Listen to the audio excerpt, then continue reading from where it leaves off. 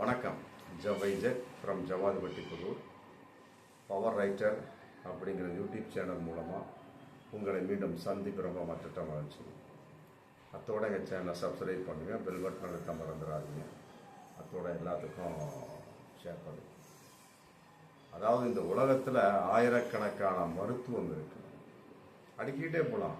ஆங்கில மருத்துவம், யுனானி மருத்துவம், சித்த மருத்துவம், இயற்கை மருத்துவம், யோகாசன மருத்துவம், அப்புறம் ஹோமியோபதி மருத்துவம், அப்புறம் சிறுநீர் அந்த மருத்துவம், சிறுநீர் மருத்துவம், அதெல்லாம் இருக்குது.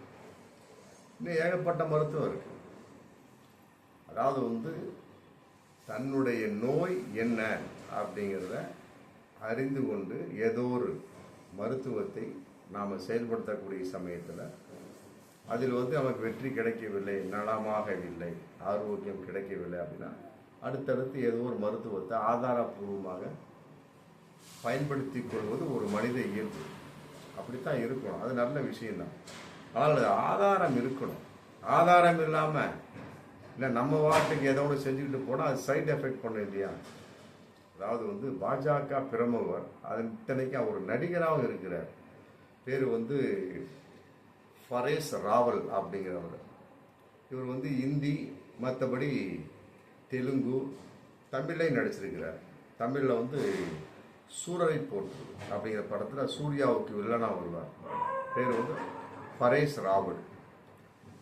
இவருக்கு ஒரு 15 நாளுக்கு மேலே ஒரு 2-3 மாசமாகவே தொடர்ச்சியாக முட்டியில் வலி ஏற்பட்டிருக்கு. கீழே விழுந்தாரா மற்றபடி என்னன்னு தெரியல, திடீரென்று ஒரு வலி. அதுக்கு 1000 மருத்துவம் இருக்கு. இதை பல பேர்கிட்ட சொல்லியிருப்பார் போல இருக்கு. சொன்ன வகையில் அதை கேட்ட ஒருத்தவர் அஜய் தேவ்கான், அவர் ஒரு நடிகர். அஜய் தேவ்கானோட அப்பா வீரு தேவ்கான் அப்படிங்கிற ஒரு அட்வைஸ் சொல்லியிருக்கிறார். அதாவது சிறுநீர் மருத்துவம் இதில் இருக்கு. இந்த நோய்க்கு முட்டி வலியா, பயங்கரமான முட்டியில் காயம் ஏற்பட்டு அதற்கு தகுந்த மாதிரி வைத்தியம் பண்ணக்கூடிய சமயத்தில் அதற்கு சிறுநீர் நல்ல அற்புதமான ஒரு மருத்துவம். அதை குறிப்பிட்ட டயத்தில் குடிச்சுக்கிட்டே வந்தீங்கன்னா கட்டாயமாக முட்டியில் உள்ள காயம் ஆறி போயிடும் அப்படின்னு சொல்லியிருப்பார் போல. இவர் அதை குடிச்சுக்கிட்டு ஒரு 15 நாளுக்கு குடிச்சிருக்கிறார். குடிச்ச உடனே அதில் ஏதோ சுகம் தெரிஞ்சது போல இருக்கு. அதான் பப்ளிக்காக அவர் சொல்கிறார், சுகம் தெரிஞ்சிருக்கு, மற்ற சுகமின்மையா அப்படிங்கிறது ஓப்பனாக சொல்ல விரும்பல அவர். உடனே இதை ஒரு பப்ளிக்காக பேசக்கூடிய சமயத்தில் இன்னைக்கு மிகப்பெரிய ஒரு பிரச்சனையாக இது மாறி இருக்கு. மிகப்பெரிய ஒரு வைரலாக போயிட்டு இருக்கு. அதாவது எந்த ஒரு மருத்துவத்தை எடுத்தாலும் அதற்கு ஆதாரம் இருக்க வேண்டும். முட்டியில் காயம் ஏற்பட்டுருச்சு, அதற்கு சிறுநீரை 15 நாள் குடித்தேன், சரியாய் போனது அப்படிங்கிற சமயத்தில் இதை பலவிதமான ஆங்கில டாக்டர்கள், அறிவியல் சம்மந்தப்பட்ட டாக்டர்லாம் பார்க்கக்கூடிய சமயத்தில் டெஸ்ட் பண்ணியிருக்காங்க. அதே போல் அது முட்டியில் காயம், அதில் ஏற்பட்ட ஒரு வலியின் வெளிப்பாடு, சிறுநீரகம் குடித்தா எப்படி சரியாக போயிடும். அது ஆர்த்தோ டாக்டர்கிட்ட போகணும், ஆங்கில மருத்துவப்படி. மற்றபடி சித்த வைத்தியத்துக்கு போனால் தைலத்தை கொடுப்பாங்க, மற்ற யோகாசன கான்செப்டில் அது ஸ்டெப்பு போட்டு கொடுப்பாங்க, சரியாக போயிடும். இந்த மாதிரி விஷயம்தான். ஆனால் இவருக்கு சொன்னவர் அவர் அஜய் தேவ்கானுடைய அப்பா வீரு தேவ்கான். நீங்கள் ஒரு 15 நாள் 20 நாளைக்கு பக்கமாக சிறுநீர் உங்களுடைய யூரினை குடிங்க, சரியா போயிடும் சொல்லணும். இவரு குடிச்சுட்டே வந்திருக்கு. அதை இன்னைக்கு பப்ளிக்காக சொன்ன வகையில் அது பிரச்சனையாக போகிறது என்ன காரணம் அப்படின்னா, அதை பார்த்து பல பேர் சித்திரக்கூடாது இல்லையா? ஏன்னா அதுக்கு ஆதாரம் இல்லைங்கிறாங்க பல டாக்டர்ஸ். சிறுநீரை குடித்தா அது எப்படிங்க முட்டியில் உள்ள காயம் இதாக போகும் அப்படிங்கிறது அவங்களுடைய ஒரு வாதம். அது அவங்களுக்கு ஆங்கில மருத்துவம் தான் தெரியும். இவர் செய்து சிறுநீர் மருத்துவம், யூரின் மருத்துவம், அது இருக்கு, தனியாகவே இருக்கு. மொராஜி தேசாய் அப்படின்னு ஒரு அற்புதமான ஒரு பிரதமர் இருந்தார். நீண்ட நாட்கள் இருந்தவர், இறந்துட்டாங்க. அவங்க மினிமம் ஒரு 100 வயசுக்கு மேலே வாழ்ந்தவங்க. நம்ம இந்திய பாரத பிரதமராக இருந்தவர் மொராஜி தேசாய். அந்த மொராஜி தேசாய் அவர் என்ன விஷயம் அப்படின்னா, அவருக்கு யாரோ சொல்லியிருப்பாங்க போல. காலையில் எந்திரிச்ச விட முதல் யூரினை நீ டெய்லி தொடர்ந்து குடிச்சுக்கிட்டே வந்தீங்கன்னா நீ 100 நாட்களுக்கு மேல் வாழலாம் அப்படின்னு சொல்லியிருப்பாங்க போல இருக்கு. அவர் உயிரோடு உள்ளவரை காலையில் எந்திரிச்ச உடனே ஒரு கையளவு சிறுநீரை குடிச்சிருவார். காலையில் 4 மணிக்கு எந்திரிச்சாலும் சரி, 5 மணிக்கு எந்திரிச்சாலும் சரி, முதல் சிறுநீரகம், முதல் சிறுநீர் யூரின் அதை எடுத்து குடிச்சிட்டு அப்புறம் தான் வெளியே வருவாராம். அவர் சொன்ன மாதிரி 100 வயசுக்கு மேலே இருந்துட்டார். 100 வயசுக்கு மேலே இருந்தவர், பாரத பிரதமரை சிறப்பாக பணியாற்றியவர். இது வந்து சிறுநீர் மருத்துவத்தில் கட்டாயமாக இது ஒரு வழிமுறை இருக்கு.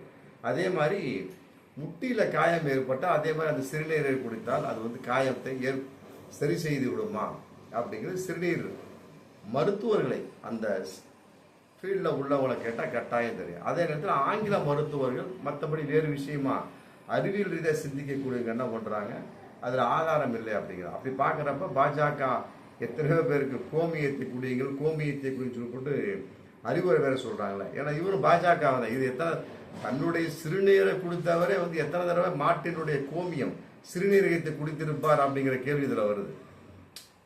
மத ரீதியான ஒரு விஷயமாக இருந்தாலுமே கூட மருத்துவ ரீதியாக தன்னுடைய சிறுநீரை குடிச்சு இன்னைக்கு வந்து முட்டி வலி காயத்தை சரி செய்திருக்கிறார் அப்படிங்கிற தகவல். அதை பார்த்து வந்து ஆதாரம் இல்லைன்னு சொல்லக்கூடிய சமயத்தில் அப்புறம் பல பேர் செய்யக்கூடிய சமயத்தில் அது மிகப்பெரிய சைடு எஃபெக்டை ஏற்படுது இல்லையா. அதனால் வந்து மாட்டு சிறுநீரை கோமியத்தை குடிப்பது வந்து வேறு விதமான ஒரு கருத்தாக இருந்தாலும் மற்றபடி மனித சிறுநீரை குடிப்பது என்பது எந்த அளவுக்கு ஏற்றுக்கொள்ள முடியும் அப்படிங்கிறத வந்து இவர் திங்க் பண்ணிருக்கிறோம். ஃபரைஸ் ராவல் இவர் பாஜகவுடைய உறுப்பினராக இருக்கிறாரு. மற்றபடி வந்து மிகப்பெரிய நடிகராகவும் இருக்கிறார், தமிழில் நடித்தவர்.